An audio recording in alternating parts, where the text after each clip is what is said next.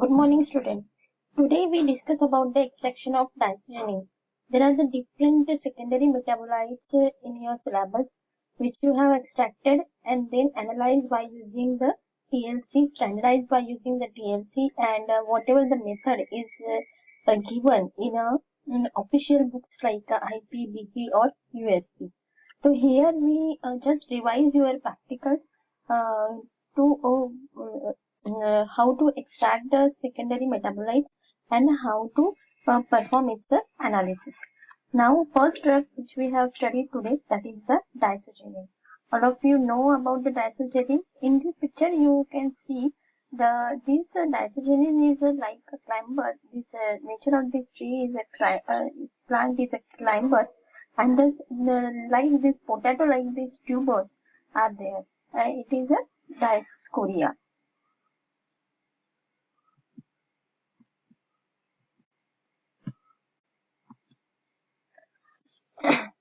Disogenin is mainly it is a steroidal sapogenin which we are obtained from the tubers of Dioscorea species belonging to family Dioscoreaceae.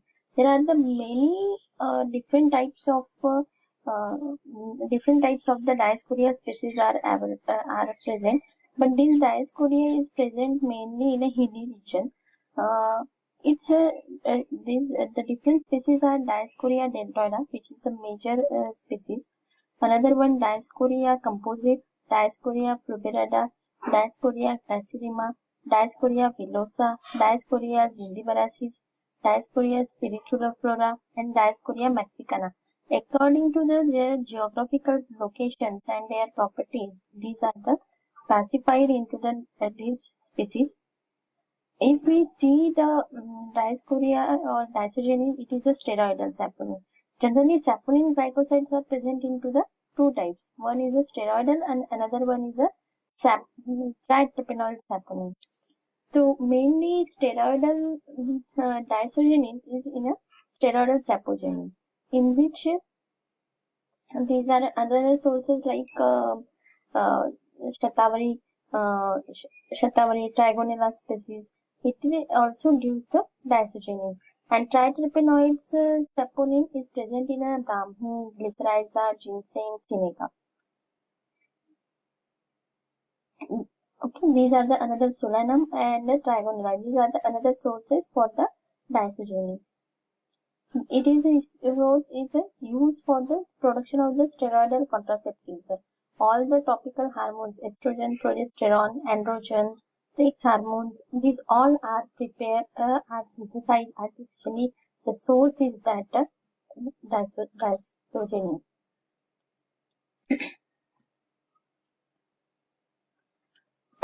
If we see the nature of disogenin is chemically, if we see, of course it is a glycoside, then it is attached to the sugar, and it is a cyclopentone of phenanthrene nucleus. It is a cyclopentone phenanthrene nucleus is present, and it it is a steroidal or saponin in nature. Therefore, when we can combine with the aqueous solution, then it causes the property of the frothing, and therefore these are used in previously as a detergent also.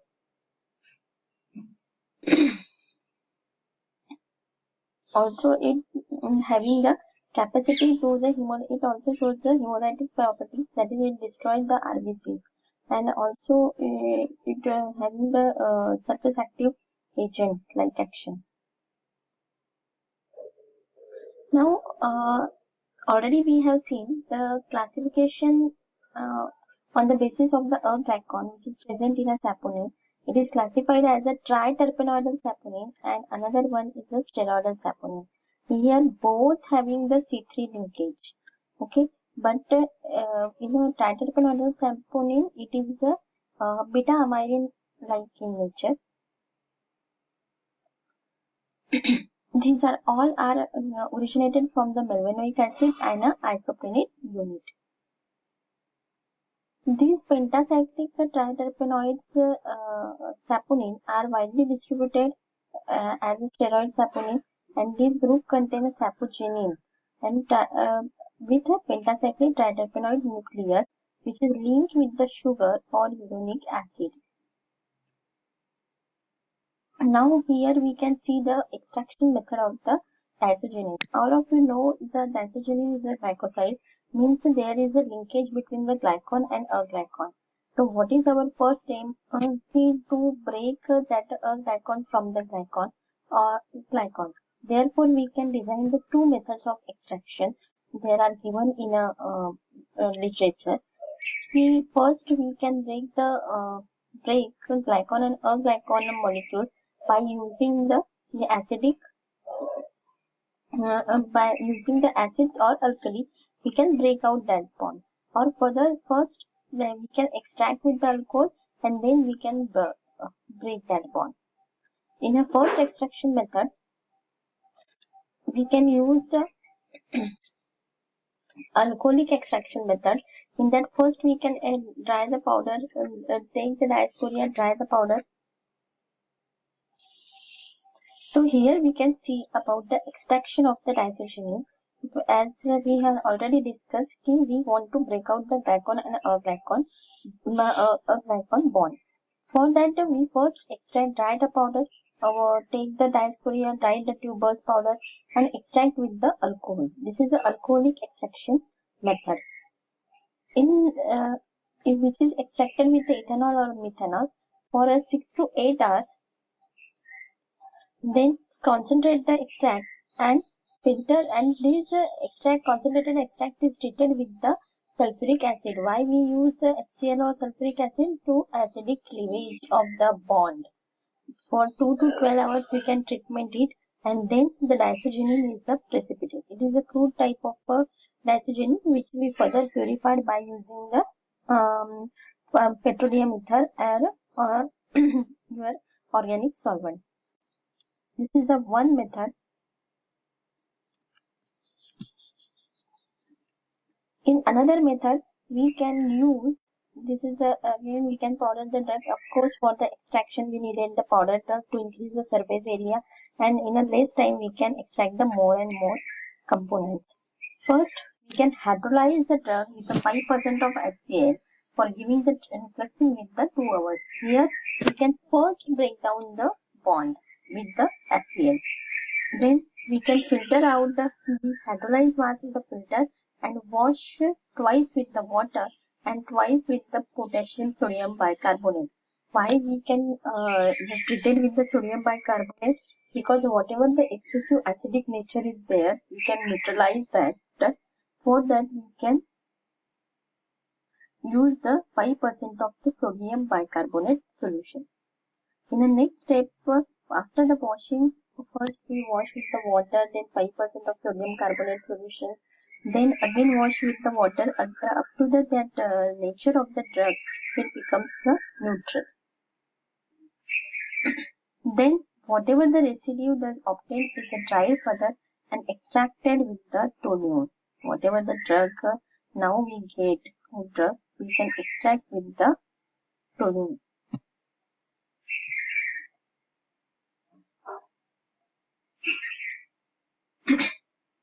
Then again we can treat it with the hydrolyzing and reflux extract with the toluene. Then we can the disogenin is filtered and washed with the hexane to get the purified 95% purified product. If we see the chemical taste, mainly the saponin glycoside, saponin is divided into the steroidal and triterpenoidal. Steroidal shows the Lieberman-Burchard test, Lieberman test, Solvotsky test. So, if we see the Lieberman-Burchard test, in that we can extract few drops of the acetic drug, the acetic anhydride, we boil and cool, then add the concentrated sulfuric acid from the side of the test tube. We are not directly put the sulfuric acid into the solution because the pumping is occur. Therefore, for the precautionary, we can put from the side of the test tube. A brown ring is at a junction of two layers. Upper layer turns green that is the steroid, and formation of the deep red color, that is the triterpenoid. This is the Lieberman-Burchard test, where we can distinguish the triterpenoid and steroids. Another reaction, that is the Lieberman reaction, in which we mix the extract with the acetic anhydride and heat it and cool it, and then add the few drops of the H2SO4. The blue color is obtained. It is called the Lieberman test. Another one, that is the Swarovski's test, in which we can extract the drug with the chloroform and then add the 2 ml of concentrated H2SO4. Chloroform, of course, the chloroform, and one layer is the organic layer and another one is the acidic layer. The organic layer appears red and acidic layer shows a greenish yellow fluorescence. That is the Swarovski test. And another one, that is the sulfur powder test. Here we can add the small amount of the sulfur powder of the test solution and then it sinks to the bottom. It indicates the steroid is present. These are the identification tests. And for the quantitative determination, we can perform the TLC. Here, diaspora is the it is a steroid in nature. Therefore, it's the solubility more in an organic solvent. We use the N-hexane and ethyl acetate in a 7:3 proportion, and spraying reagent like anisaldehyde sulfuric acid. And it gives its maximum absorbance at 433 nanometers. So here we can discuss about the two methods of extraction of disogenin. In the first, we can extract with the methanol or ethanol, and then it is treated with the H2SO4 for 2 to 12 hours. Then the glycosidic bond is separated.